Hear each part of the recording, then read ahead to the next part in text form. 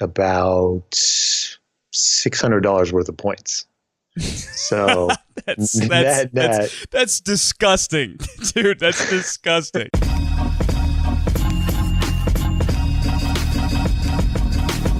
My name's Mohnish, and I'm your main host. Welcome to Real Talk.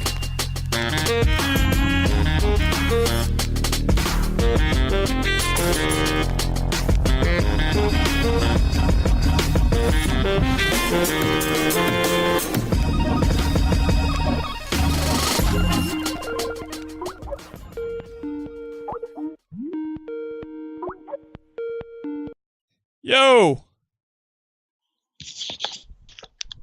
Hello? Hey. The guy you just heard, he's like the guy from Taken. I can tell you I don't have money, but what I do have are a very particular set of skills. Skills I've acquired over a very long career. He's got a very specific set of skills that make him a nightmare for airlines. But there's a whole legion of people, right? There's like a secret society. Well, not really, but you know what I'm talking about. Of people who try to beat the airlines at their own game. Here's Tim. My name is Tim Vanderlee. I live in San Francisco area. Yeah. And can you tell me your address so the listeners can send you hate mail? My social security number. Yeah. Let me give you my credit card number first. Right. Yeah. If you're 20 and you're young and you're kind of broke, you have pennies to travel on. But if you play your cards right at the poker table, you can save thousands. Yeah, thousands on airline travel. Tim's a travel hacker. Yeah, I am a part-time, I guess you'd call it travel hacker. Yeah. So like for a few hours a week, I hack travel companies. No, I'm kidding. I try and take advantage of like the systems that they have in place to sort of maximize the rewards that you can get. And the perks to being a travel hacker are pretty nice. Yeah, travel hacking is kind of cool because, you know, here I am paying like just a few $100s for like a 7-day all expense paid vacation. Yeah. To, X location, which is really cool. Now, here's the weird part. Tim did something very, very, very, very, very, very weird to save money last week. Here's what he did. Tell me the terrible, terrible, terrible thing you did last week. So, for context, I went over to this man's that I'm talking to his house, and I was there. And on a Tuesday, tell the listeners exactly what you did. So I purchased a flight from San Francisco to Las Vegas, round trip, same day, where I basically left at like 10 a.m. and I got back at 10 p.m. Okay. It cost me $100 for the flight, but I made about $600 worth of points. So that's disgusting, dude. That's disgusting. So I'm essentially trading in like a full day of my time, which wasn't exactly a full day of my time because I was able to work from the Las Vegas airport. You're missing the best part. So you went to the airport. Your airport's like 10 minutes away from your house. You flew to Las Vegas. You're there in the morning. It's an hour and a half flight, so barely anything, right? And then at the airport, you didn't leave. Where were you at the airport? Well, I was actually in one of the lounges.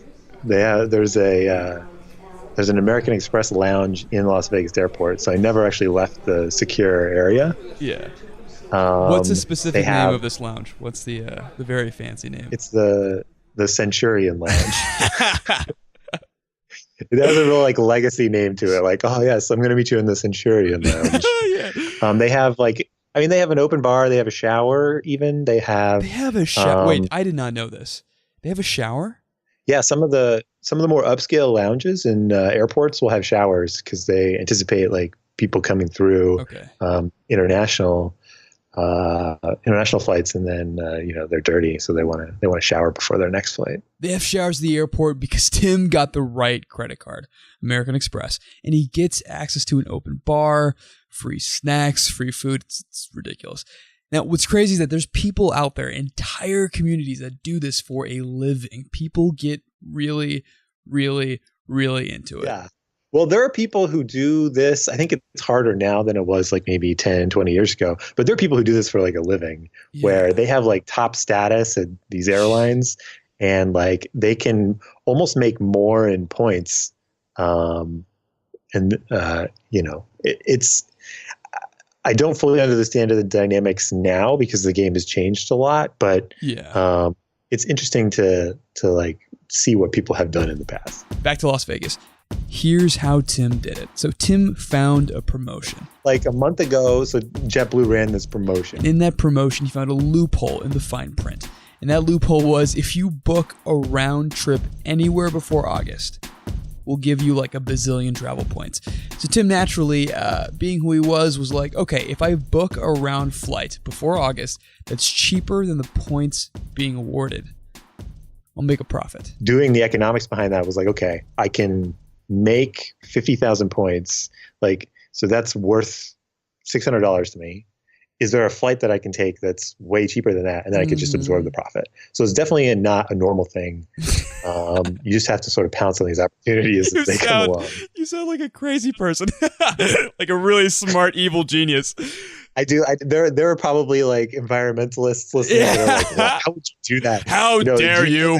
The cubic, emissions, the emissions of CO2 that it costs to fly somebody 3 hours. Yeah. So, I mean, it's definitely, I mean, I like loopholes.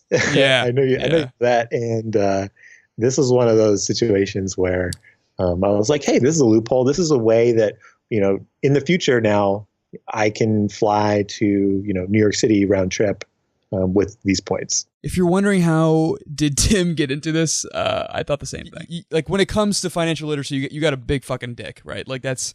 I have a little bit of experience. Yeah. In finances. Yeah. So why like was there a moment when you went from like, normal Tim to, balling on Las Vegas flights?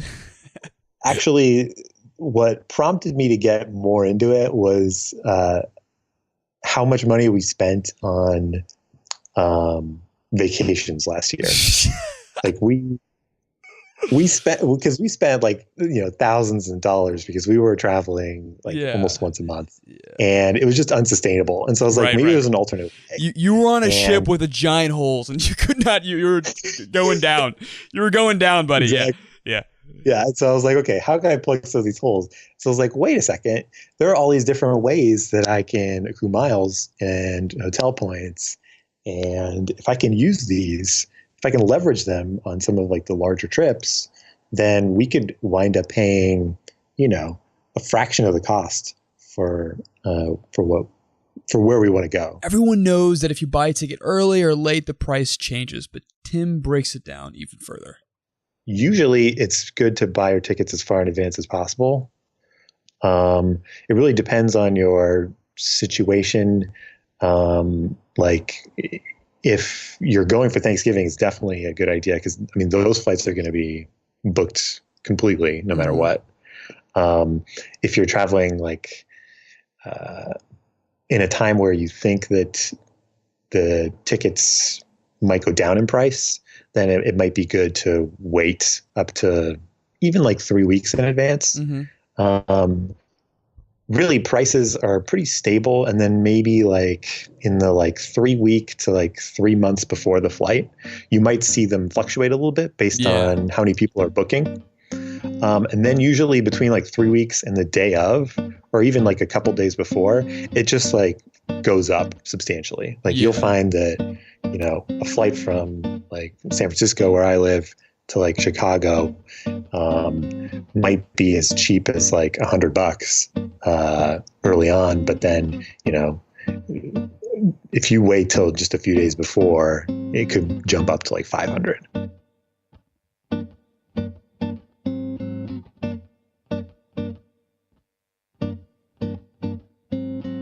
So here's the crazy part. If you ask someone sitting next to you in an airline what they paid, you would think it's the same, but actually, usually, it's totally different.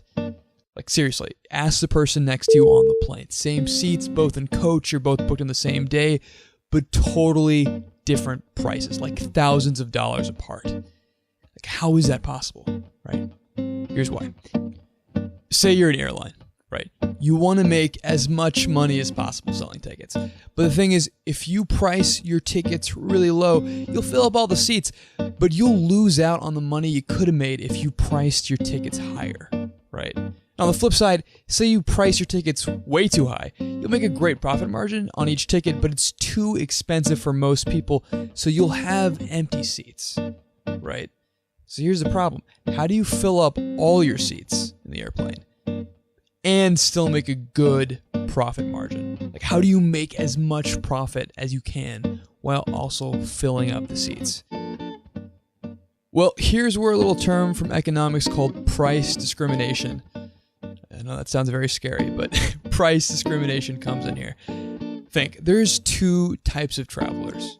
There's like the rich business travelers who are willing to spend thousands on airline tickets, like their tissues are made out of Benjamin Franklin $100 bills. And then there's me and you, leisure travelers. We are the cheapos who are willing to spend only $150 on airline tickets. Now, if the airline sells some tickets to leisure travelers at $150 and some tickets to business travelers at $1,000, they can fill up all their seats and still make a profit, right? That's the middle ground. Sell some tickets for a low price to the people who are only going to pay that price, and sell some tickets at a really high price to the people that will buy it for that much. And through your purchasing habits, the airline itself can tell if you're a leisure traveler or a business traveler. If you travel from Monday to Friday, but you don't stay the weekend, your ticket price will be astronomically higher because the airline knows that people that do not stay on the weekend are business people. Business people don't usually fly on the weekends because they don't have business to do on the weekends. But if you stay the weekend, they know you're a leisure traveler because they know you're busy dancing the night away at your cousin's wedding. And they know that you won't pay for a ticket that's over, say, $150. So they'll charge you less. The difference in prices can be thousands. The same flight, the same airline, the same seat. Okay, okay, breather.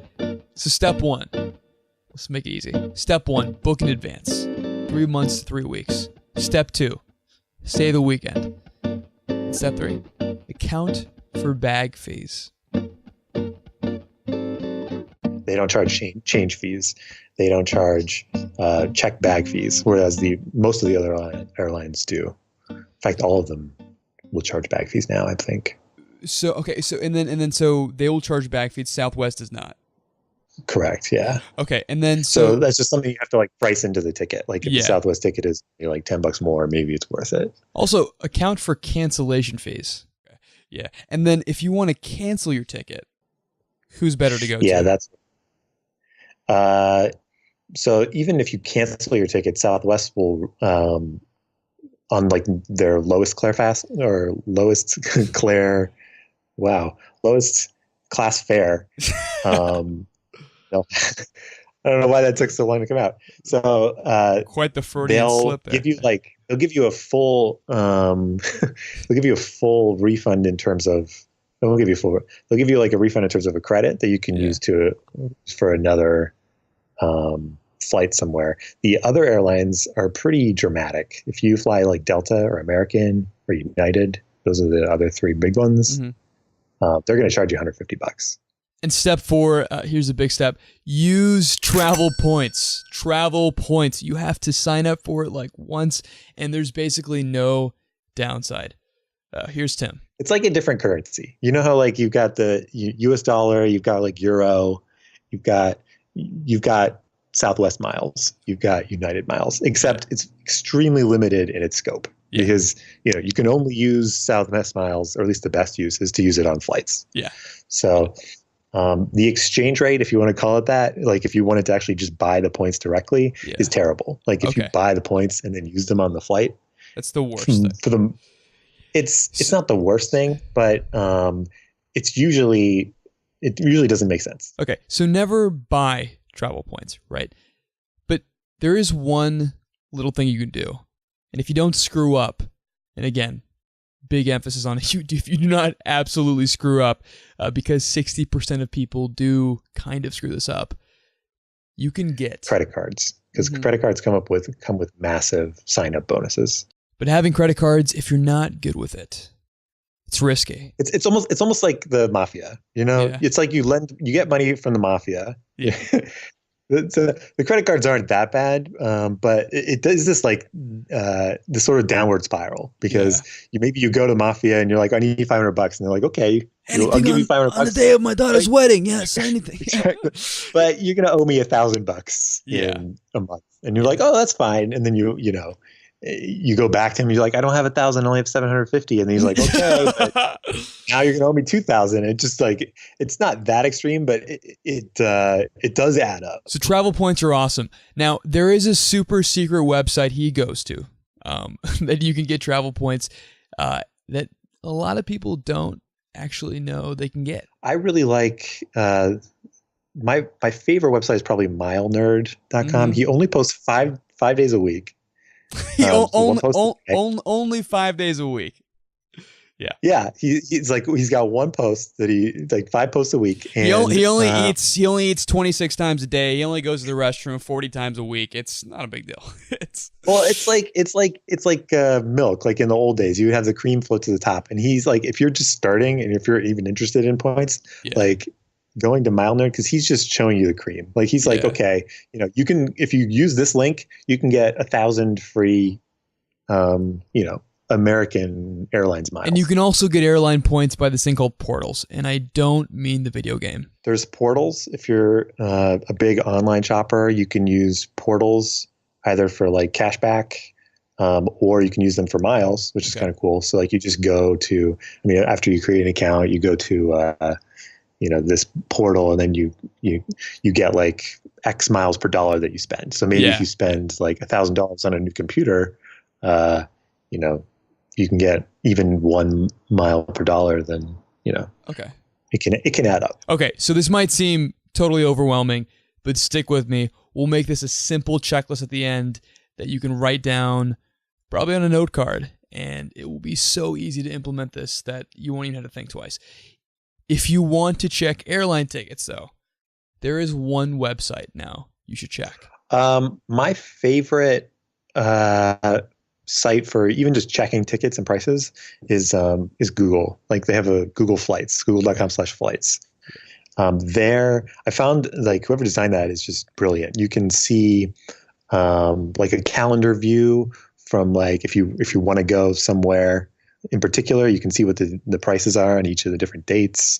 You can even use their map view where you're like, I don't know where to go, but I have these dates free. Let me see what the prices are for all the different areas.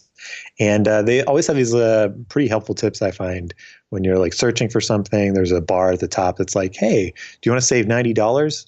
You should fly out of Oakland instead of San Francisco. Little helpful reminders. I'm starting to sound like I work for Google. I don't, but sponsored by Google. Yeah. Google Flights is basically like a fancier, better version of like Kayak. And it's a go-to place to be. Now, those are the basics. But there's other advanced, dark magic you can apply to save on airline tickets. And for one guy, these advanced dark magic tricks, it got him sued by the entire legal representation of United Airlines. There's some more advanced stuff, like there's one thing called hidden city ticketing. I don't know if you've heard of that. Is that like on the black market or something? What is this? No, there's a guy a couple of years ago. He actually got sued by United because United really didn't like that he was doing this. Yeah. And the airlines, if you do it all the time, you'll get blacklisted. But basically, I did not know you get blacklisted off an airline. That's pretty. That's insane. Yeah, they don't like it. Basically, what it's doing, somebody wrote a search. Somebody like designed this search that will actually not only search for tickets to your destination, but it'll search for tickets through your destination. So like in some cases, it's actually cheaper to book a ticket through your destination than it is to your destination, which doesn't make any sense. But because of the economics behind it, that's what they charge. It's weird. And we don't recommend doing it because there's definitely some risks involved because number one, you can't check bags. So you have to carry on. Number two, if you get rerouted for some reason, the airline's not going to care. Yeah. If like one of your flights was canceled, they're like, oh, we're going to route you through Denver instead. You're going to be like, well, that's not where I want to go. Well, like, they're going to say, doesn't matter. Right. So there's definitely some risk involved, but in some cases you can save up to like 40%, which is pretty crazy. Okay. And that, if you are interested in that, you can go to skiplagged.com. That's that guy designed that United tried to take down. Wow. And didn't work. The judge threw it out. They were like, this guy is brilliant. Pretty cool. This guy is so smart. Hell yeah. Now, all this finance stuff is hard. It can be boring. It can be a slog. But at least coming from Tim, it's not as hard as people make it out to be. I love books, right? Most people find books like fucking boring. They're like, give me a book so I can throw it away and I can have it on my shelf, right? Here's the thing. Saving money for a lot of people is very boring, right? Right? It's incredibly boring. You don't get the instant payoff. Like, why would I want to save money when right now I could have a new car? Right. A new car. Yeah, exactly. Why? How did you get interested in this? Like, how did you, right? Because there must have been a turning point or a day or something happened where you got interested and you dove deep into it to the point of no return, right? Because now, because you just like you said, you go on like travel hacking blogs. You're into this shit, right? Like it's interesting to you, right? You find it. It's like points crack, right? It's just, how did that happen? How did that progression happen, right? Because getting people interested in the first place, that would solve pretty much the entire problem. I know. I feel like people look at it as if it's a lot of effort, and I think that's probably the largest hurdle because you're like, wait a second, I have to sign up for something, and then I have to keep track of it, and if I don't use it for 2 years, it just disappears because that's what happens with most points, right? And you're like, I'm not feeling this. It's definitely, I don't know what the catalyst was. Was it something in your childhood, Tim? Was it something that... It wasn't like a moment that came to me. I feel like in some ways I've always been into like personal finance and saving money and making money off of your saved money. And so this, I guess, is just a natural extension of that. No kids beat you up with like quarter rolls or anything or with money that vowed you became quarter man. Were you trying to save? I used to be the guy who just gave away money left and right, and then somebody beat me up with it, and I was like, never again. Never again. Never again. I'm going to save you all. No.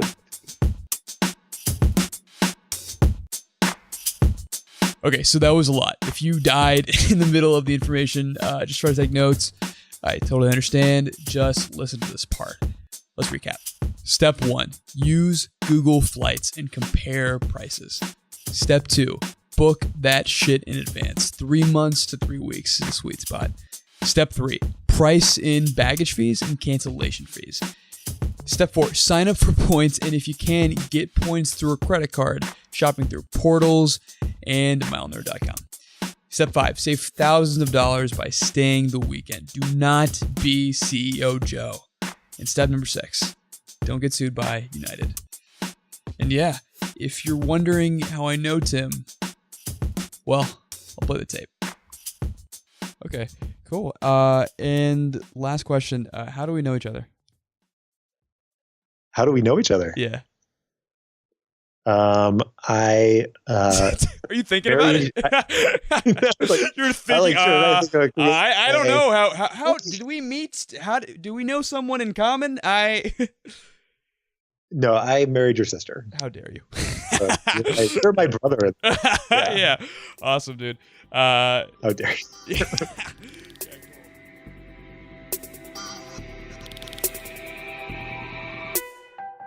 Special guest was Tim Vanderlee. Feedback was by Justine Brum. Music is by Electric Mantis. If you like that episode, tell a friend. It's the greatest compliment we can get. And also, if you want to get updates plus bonus material you can't get anywhere else, sign up at realtalkstudio.com/insider. Again, that's realtalkstudio.com/insider. My name's Mohnish. This is Real Talk, signing off.